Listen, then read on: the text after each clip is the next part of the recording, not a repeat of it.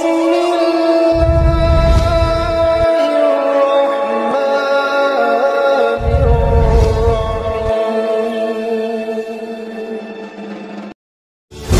Ibnu Mas'ud radhiyallahu anhu ditanya bagaimana kondisi para sahabat, keadaan para sahabat pada saat mau menyambut Ramadan itu, atau pada saat mau menyambut datangnya hilal di bulan Ramadan itu, lalu kemudian beliau menjawab, tidak ada seorang pun dari kami para sahabat ini yang berani pada saat akan menyambut datangnya hilal Ramadan itu, tidak ada satupun di antara kami yang berani di hatinya masih ada sedikit permusuhan, kebencian kepada saudaranya sesama muslim.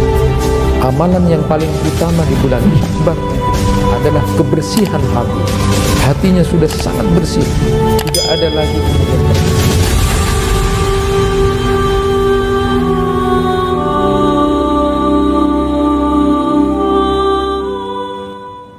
Assalamualaikum warahmatullahi wabarakatuh. Alhamdulillahi rabbil alamin alladzi amarna an nusliha ma'isyatana linailis sa'adah wa naquma bil wajibat fi ibadatihi wa taqwa. Ashhadu an la ilaha illallah wahdahu la syarikalah wa ashhadu anna Muhammadan abduhu wa rasuluh. Allahumma salli wa sallim ala nabiyyina Muhammad wa ala alihi wa ashabihi ajma'in, amma ba'du. Jamaah kuliah subuh yang dirahmati Allah, bersyukur pada Allah kita sudah melaksanakan salat subuh. Mudah-mudahan Allah Subhanahu wa taala menerima amal kita. Amin ya rabbal alamin. Jemaah yang dirahmati Allah, bahwa kita memang memahami bagaimana Rasulullah sallallahu alaihi wasallam melaksanakan salat subuh itu. Setidaknya di dalam hadis-hadis itu disebutkan Rasulullah itu melaksanakan salat subuh dalam 3 fenomena ya. Yang pertama dalam keadaan masih gelap sekali, atau kata kuncinya itu golas atau taglis. Lalu Rasulullah pernah salat subuh agak terang. Jadi dalam bahasa hadis itu asfar. Dan pernah Rasulullah juga salat subuh dalam kondisi fenomena alam yang sudah agak terang juga, asfar jiddan, jadi terang. Nah, saya akan sampaikan hadis-hadis itu. Yang pertama, Rasulullah SAW pernah melaksanakan salat subuh itu dalam kondisi fenomena alam yang masih gelap. Jadi saya sampaikan tadi dengan kalimat taglis atau galas. Itu hadis riwayat Bukhari. In kana Rasulullah sallallahu alaihi wasallam la yusalli as-subha fayansarafa an-nisaa mutalaffi'at bimurutihinna ma yu'rafna minal galas. Jadi Rasulullah itu melaksanakan salat subuh, maka kaum wanita ikut melaksanakannya dengan menjulurkan kain ke tubuh mereka sehingga mereka tidak dapat dikenali karena gelapnya. Jadi taglis atau galas ya. Jadi taglis atau galas itu akhir malam ya. Yang menurut Imam Ibnul Asir itu mengatakan galas itu kegelapan malam bagian akhir ketika akan bercampur dengan terangnya waktu pagi, sehingga kemudian perempuan itu tidak dilarang atau boleh saja untuk melaksanakan salat di masjid, terutama di waktu-waktu yang gelap atau waktu-waktu yang petang itu, seperti subuh dan isya, paling tidak seperti itu. Nah, kemudian yang kedua, Nabi Shallallahu Alaihi Wasallam pernah salat subuh dalam keadaan suasana fenomena alam yang sudah terang ya. Kata kuncinya itu adalah asfar. Itu hadis riwayat Abu Daud.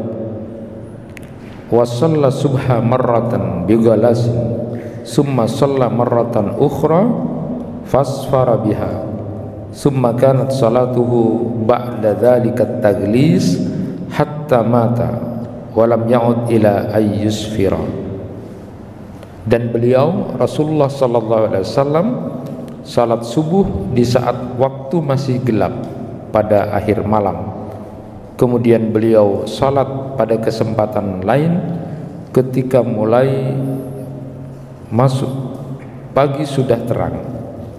Kemudian setelah itu salat beliau dilakukan saat waktu masih gelap, dan itu dilakukan sampai beliau wafat, dan beliau tidak lagi melakukannya di waktu sudah agak terang. Hadis riwayat Abu Daud. Jadi yang kedua ini riwayat dari Abu Daud itu Rasulullah pernah salat dalam keadaan sudah terang, jadi asfar, tapi masih waktu subuh. Nah, yang ketiga, Nabi SAW pernah melakukan salat subuh dalam keadaan dan suasana fenomena alam yang sudah terang sekali, ya, asfar jiddan. Itu hadis riwayat An-Nasa'i. Summa ja'u lisubhi hina asfara jiddan faqala kum fasalli subha. Kemudian Jibril mendatangi Rasulullah sallallahu alaihi wasallam untuk salat subuh ketika waktu pagi sudah terang sekali. Lalu dia berkata, bangunlah dan salatlah. Maka beliau Rasulullah sallallahu alaihi wasallam melaksanakan salat subuh. Hadis riwayat An-Nasa'i. Jemaah yang dirahmati Allah, nah inilah hadis-hadis yang memberikan sebuah gambaran kepada kita bahwa Rasulullah SAW pernah melaksanakan salat subuh itu dalam 3 kondisi itu. Jadi gelap, jadi awal waktu, lalu kemudian pernah di tengah itu tapi masih waktu salat subuh, lalu kemudian agak terang, lalu kemudian terang. Kalau pakai perhitungan hisab sekarang itu, waktu subuh itu kira-kira kalau pakai 18 derajat atau 20 derajat itu sekitar 1 jam 14 menit. Jadi waktunya dari salat subuh itu, waktunya salat subuh itu sekitar 1 jam 14 menit. Itu artinya Rasulullah pernah suatu saat salat di waktu masih gelap.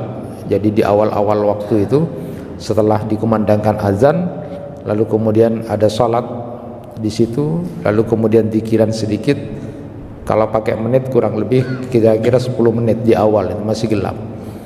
Rasulullah juga pernah kemudian di tengah-tengah itu, jadi sudah hampir agak terang gitu.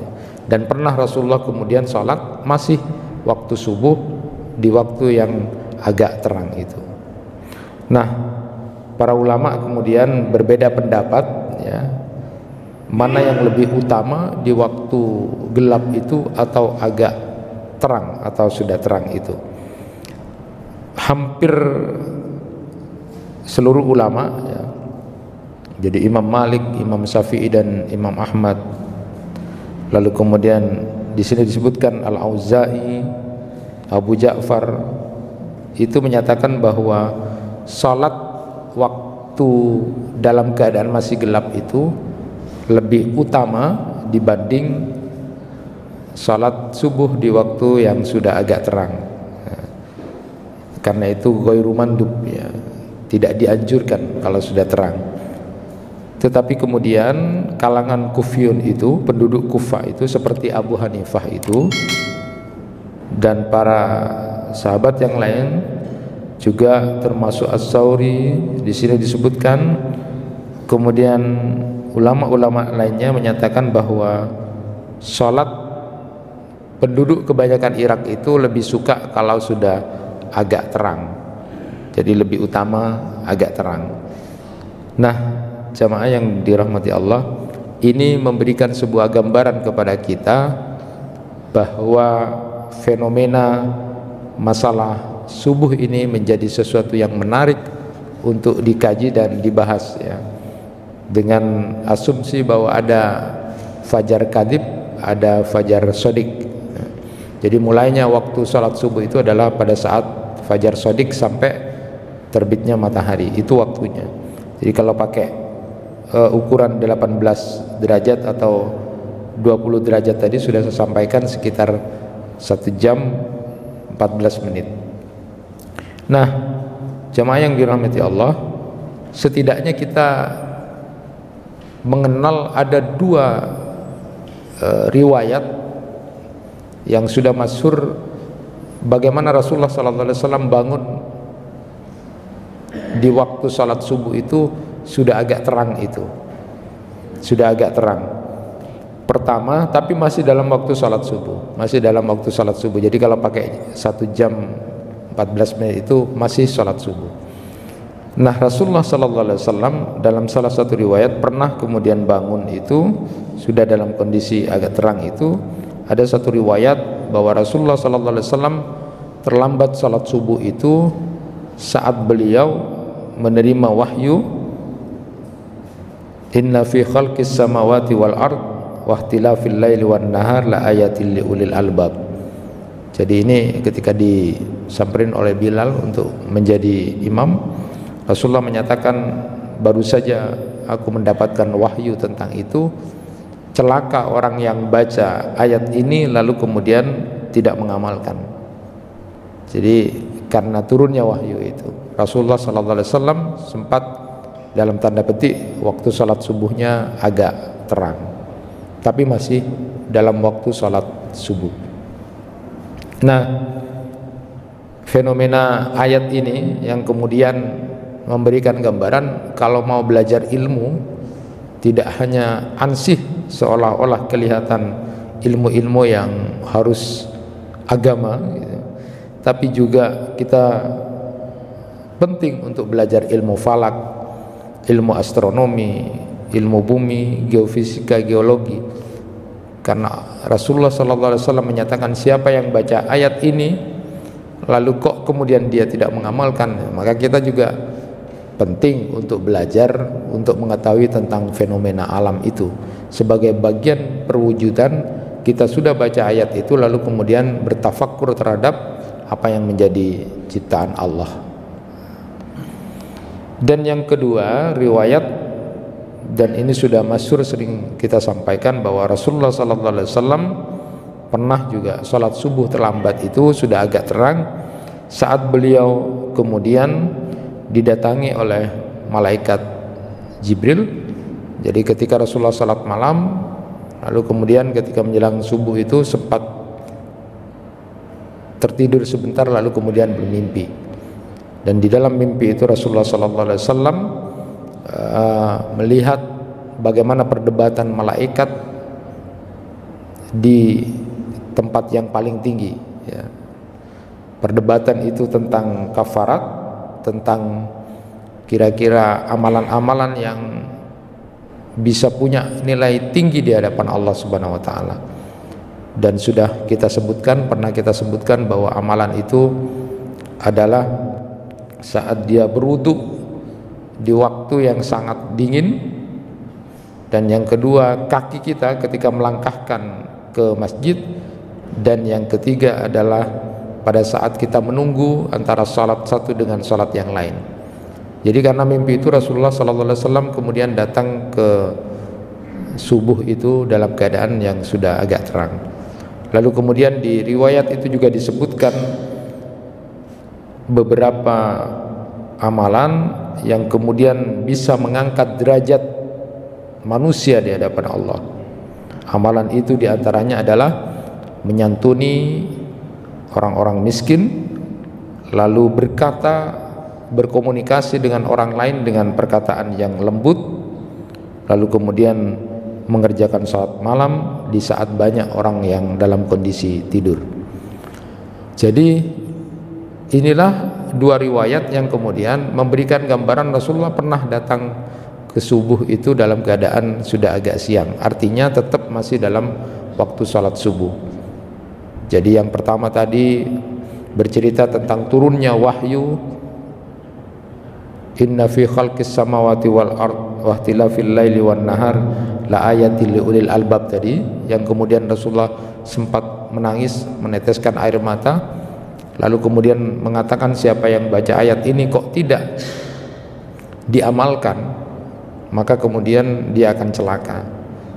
Jadi paling tidak saya, bapak-bapak dan ibu-ibu sekalian, paling tidak kita harus bertafakkur terhadap ciptaan Allah.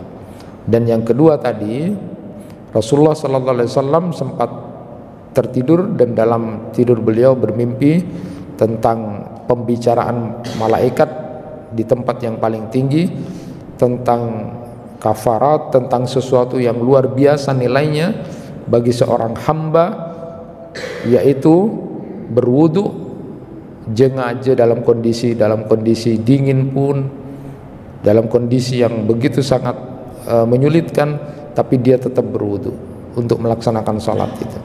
Lalu kemudian berjalan ke masjid, lalu menunggu antara satu sholat dengan yang lainnya.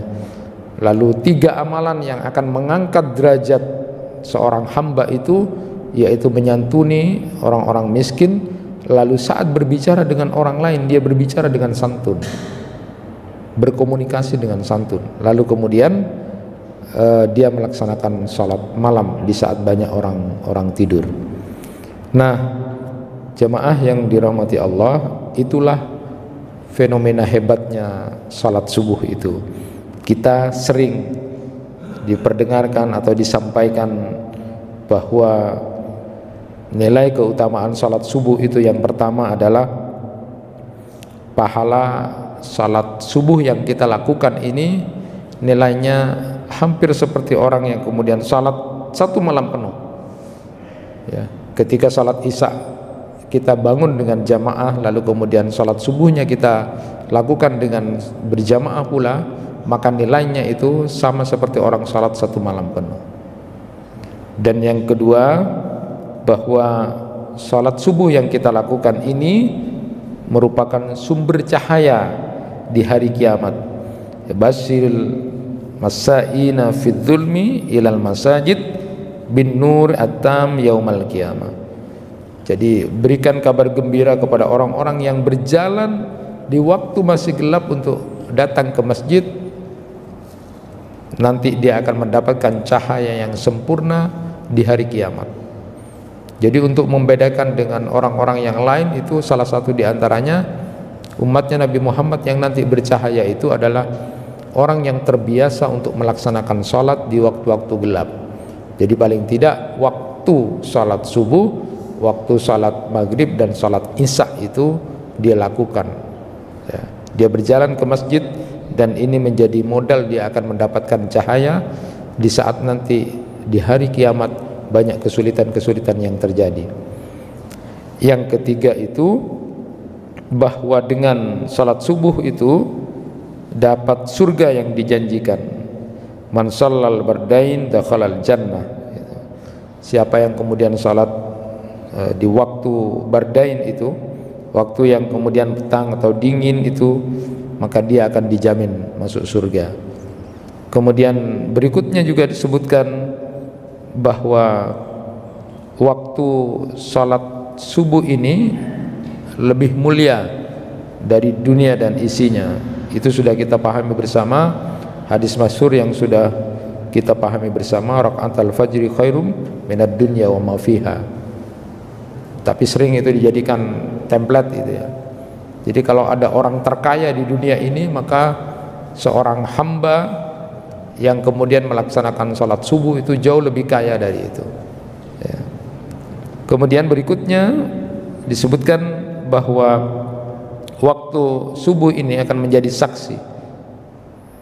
saksi buat kita, karena para malaikat kemudian menyaksikan salat kita ya. Ya, aqimis salata lidulukis syamsi ila ghasaqil lail wa qur'anal fajr inna qur'anal fajri kana masyhuda. Jadi persaksikan betul. Dan kemudian salat subuh ini juga orang yang melaksanakan salat subuh secara berjamaah berada di dalam jaminan Allah. Man shalla subha fa huwa fi dhimmatillah. Jadi kalau sudah berada dalam jaminan Allah itu, apalagi yang menjadi urusan, sungguh luar biasa. Nah, Bapak dan Ibu serta saudara-saudara sekalian, kita juga pernah mendengar ada seorang penguasa Yahudi pada waktu itu yang menyatakan mereka tidak akan pernah takut kepada umat Islam itu kecuali umat Islam itu sholat subuhnya itu sama dengan sholat Jumat, dan itu sampai sekarang pun kemudian masih belum ya. Sehingga kemudian kalau ada orang yang menyatakan orang Yahudi tidak pernah takut ya, saya akan takut kepada umat Islam kalau sudah sholat subuhnya itu sama seperti sholat Jumat. Ini sebuah tantangan buat kita, dan biasanya yang menarik fenomena itu muncul adalah pada saat kita kemudian di bulan Ramadan. Jadi suasana Ramadan itu menjadi penting, di mana kemudian masjid menjadi full, semua punya keimanan yang begitu sangat kuat dan tangguh, yang mestinya harus dipertahankan. Jamaah yang dirahmati Allah, terkait dengan itu pada kesempatan yang berbahagia ini saya ingin menyampaikan sedikit pengantar tentang bagaimana menghadapi Ramadan itu. Jadi di antara sekian banyak yang disampaikan oleh para ustadz, para kiai itu di dalam mempersiapkan Ramadan, ada hal yang sempat menarik saya secara pribadi. Di antara sekian amal-amal yang sudah harus kita lakukan, harus kita persiapkan, adalah ketika Ibnu Mas'ud radhiyallahu anhu ditanya, "Kaifa kuntum tastakbiluna Ramadan?" Faqala, "Ma kana ahaduna yajru ala istiqbalil hilal wa fi qalbihi darratu hiqdin ala akhihil muslim." Ketika Ibnu Mas'ud radhiyallahu anhu ditanya bagaimana kondisi para sahabat, keadaan para sahabat pada saat mau menyambut Ramadan itu, atau pada saat mau menyambut datangnya hilal di bulan Ramadan itu, lalu kemudian beliau menjawab, "Tidak ada seorang pun dari kami para sahabat ini yang berani pada saat akan menyambut datangnya hilal Ramadan itu, tidak ada satupun di antara kami yang berani di hatinya masih ada sedikit permusuhan, kebencian kepada saudaranya sesama muslim." Itu yang dijawab oleh Ibnu Mas'ud. Saya sempat kemudian berpikir, ada apa di balik itu? Kenapa ketika ditanya sebelum Ramadan itu tidak ada satupun sahabat yang masih punya keberanian di hatinya itu masih ada kebencian, kedengkian, sesuatu yang tidak baik kepada sesama muslim. Dan ternyata kalau kita baca kitabnya Ibnu Rajab Al-Hambali di Lataiful Ma'arifnya itu, saya juga baca itu, ketika menjelaskan bulan itu, bulan Muharram, bulan Rabiul Awal, terus dijelaskan saat menjelaskan tentang bulan Sya'ban, di akhir bahasan tentang bulan Sya'ban itu beliau menekankan jangan sampai kemudian dosa bisa menghalangi untuk dapat ampunan dari Allah, terutama di samping dosa syirik adalah permusuhan. Amalan yang paling utama di bulan Sya'ban itu adalah kebersihan hati. Hatinya sudah sangat bersih, tidak ada lagi kemudian permusuhan. Maka kemudian ketika Ibnu Mas'ud memberikan gambaran, kami para sahabat ini tidak ada satupun yang berani ketika sudah mau menyambut Ramadan itu masih ada kebencian, kedengkian dan permusuhan. Nah, apa rahasianya di situ? Jamaah yang dirahmati Allah, ternyata memang kita ingat Rasulullah sallallahu alaihi wasallam bersabda, tuftahu abwabul jannah yaumal isnain wal khamis fa yughfaru likulli 'abdin la yusyriku billahi syai'a illa rajulan kanat bainahu wa baina akhihi syahna'u fayaqul anziru hadaini hatta yastaliha. Jadi inilah rahasianya bahwa ternyata harapan untuk mendapatkan ampunan dari Allah itu begitu sangat besarnya dari para sahabat saat menjalankan puasa Ramadan. Dan mereka tidak mau kemudian ampunan Allah yang sudah begitu sangat terbentang luas yang akan diberikan di bulan Ramadan itu kemudian akan ternoda, akan terhijab, akan terpending, bahkan gagal untuk mendapatkan ampunan Allah gara-gara dia masih bermusuh-musuhan. Maka disebutkan tidak ada satupun dari kami yang berani di hati ini, di hatinya para sahabat itu masih ada permusuhan. Tuba liman aslaha nafsahu qabla Ramadan, itu katanya Amr bin Qais itu. Berbahagialah orang yang kemudian bisa mengislah, membersihkan dirinya sebelum Ramadan. Inilah persiapan yang kayaknya sederhana, di samping planning-planning yang perlu kita lakukan menjelang Ramadan itu, makanya disebut dengan tarhib itu. Tarhib itu tidak hanya mengucapkan selamat datang, rasa senang, tetapi tarhib itu maknanya adalah jauh di situ ada ikhtiar, ada usaha, ada planning yang begitu sangat luar biasa untuk menyambut Ramadan itu. Di samping kita sudah mempersiapkan itu, ada satu hal yang menarik. Jangan sampai pada saat kita memasuki Ramadan masih punya rasa kebencian, permusuhan di antara sesama muslim. Kalau itu ada, maka itulah hal yang ditakuti para sahabat, karena mereka nanti akan menyesal tidak akan mendapatkan ampunan dari Allah, karena Allah akan menyuruh menunda. Andiru hada hatta yastalia, andiru hadain hatta yastalia. Tunggu, jangan beri ampunan ini orang, jangan beri ampunan orang ini sampai dia kemudian tidak ada persoalan. Berat memang. Ini hal yang kemudian jarang kita perhatikan, padahal ini justru sangat menentukan. Jamaah yang dirahmati Allah, oleh karena itu penting untuk membersihkan hati kita, berusaha untuk menjadi orang yang kemudian tidak bermusuh-musuhan, yang itu sebenarnya dimulai dari rasa egois kita.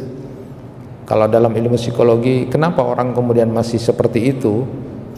Tidak mau, biarkan aja lah itu urusan saya, nanti urusan saya dengan Allah enak gitu. Kenapa dia tidak mau? Karena dia punya anania. Anania itu adalah rasa egoisme yang memang di dalam Al-Quran menarik. Rasa egoisme ini kemudian digambarkan di dalam Al-Quran.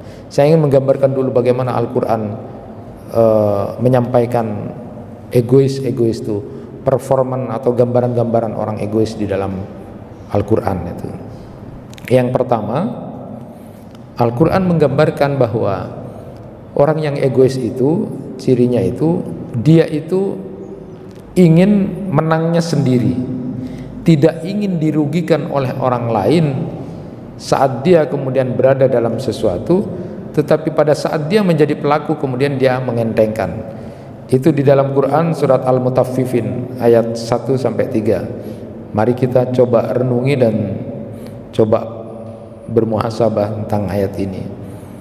Wailul lil mutaffifin alladzina idza iktalu 'alan nasi yastawfun wa idza kaluhum aw wazanuhum yuksirun. Kecelakaanlah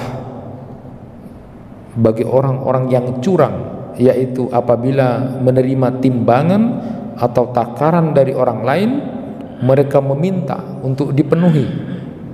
Dan apabila mereka menakar atau menimbang untuk orang lain, mereka mengurangi.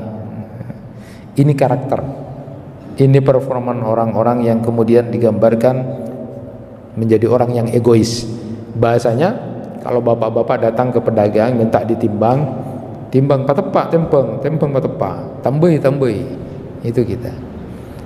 Tapi kalau kita yang menjadi penimbang, beda, kurangi. Itu contoh egois yang di dalam Al-Quran digambarkan begitu. Nanti kita bisa bercermin posisi kita di dalam egois itu gimana. Jadi kalau urusan minta ditimbang, bapak atau ibu itu patepak, korang bepol itu.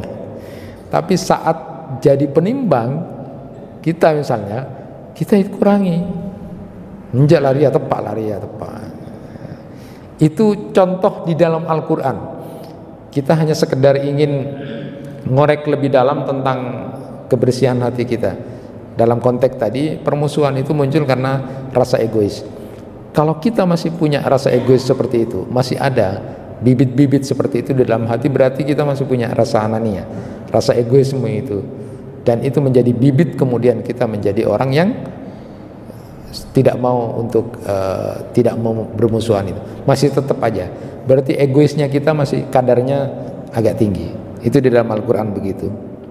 Yang kedua, di dalam Al-Quran juga digambarkan bahwa manusia itu biasanya suka berkeluh kesah ketika ditimpa sesuatu yang tidak baik, kesusahan. Namun jika dapat nikmat atau kebaikan, tidak mau berbagi. Nah, di dalam Al-Quran disebutkan innal insana khuliqa halu'a idza massahu syarru jazua wa idza massahul khairu manu'a. Itu manusia ya. Kira-kira bahasanya begini, sederhananya itu. Mon sakit gigi itu diberitakan semua orang, semua diberitakan engkau sakit. Tapi kalau dapat sesuatu ada tak nyemuanya itu. Kalau masih begitu, ini untuk cerminan kita, kira-kira anania kita egoisme itu di mana gitu loh. Jadi kalau kita itu besarnya seperti itu, jadi kalau kita kira-kira ada musibah dan sesuatu, kapuraki kapi, anu. Tapi kalau dapat sesuatu ada tak nyemuanya. Berarti kalau kadar kita itu lebih tebal dari itu, berarti kita masih punya rasa egoisme yang tinggi. Dan Al-Quran menggambarkan itu ya. Kalau Rasulullah itu kan punya akhlak yang disebut dengan jabrul khotir itu. Rasulullah tidak mau mengecewakan kalau ada orang yang kira-kira berbeda gitu. Nah, kemudian gambaran yang ketiga, potensi kaum laki-laki terhadap istrinya untuk mau menang sendiri. Jadi bapak-bapak, para suami itu potensinya untuk egoisme itu tinggi. Sehingga kemudian di dalam Al-Quran disebutkan wa asiruhunna bil ma'ruf. Nah, pergaulilah istri-istri kamu itu dengan baik. Jadi memang potensi egois itu mau menangnya sendiri itu banyak di kaum laki-laki atau para bapak itu. Sehingga kemudian diingatkan oleh Rasulullah sallallahu alaihi wasallam, la yafruq mu'minun mu'minatan in syahita minha khuluqa radhiya minha akhar. Seorang suami atau seorang mukmin suami jangan membenci mukminah, jangan membenci istrinya jika mereka suatu saat sudah tidak suka pada istrinya. Ini penting. Jika suatu saat tidak suka pada istrinya, maka ingatlah kelebihan-kelebihan istrinya. Jadi saya sering di bimbingan perkawinan itu menyatakan kalau suatu saat nanti mawaddahnya itu, cintanya sudah mulai berkurang gitu, mulai berkurang, atau bahasa bapak bosan katanya. Nah, maka jangan kemudian ingat yang tidak baiknya istri, tapi ingatlah kebaikan-kebaikan istri. Paling tidak yang menjadi ibunya anak-anak kita, yang menjadi ibunya anak-anak kita adalah istri kita. Yang memasak, mencuci buat kita itu adalah istri. Paling tidak itu yang diingat. Ada kebaikan-kebaikannya. Jadi bapak-bapak punya potensi besar untuk menjadi orang yang egois itu. Nah, ini juga menarik. Rasulullah juga mengingatkan untuk bapak-bapak, kalau bapaknya itu ingin melihat istrinya dalam kondisi yang cantik dan baik, maka sebenarnya istri juga punya hak untuk melihat bapaknya dalam kondisi yang ganteng dan baik. Kadang-kadang bapaknya tidak merawat diri, istrinya suruh rawat. Para istri itu, perempuan itu merawat diri, Pak, takut bapaknya macam-macam. Tapi bapaknya yang tidak merawat, itu salah. Itu berarti egois gitu. Jadi bapaknya juga harus berusaha untuk menjaga diri yang tetap bagus gitu. Bahasanya seperti itu. Nah, itu yang ketiga, gambaran Al-Quran.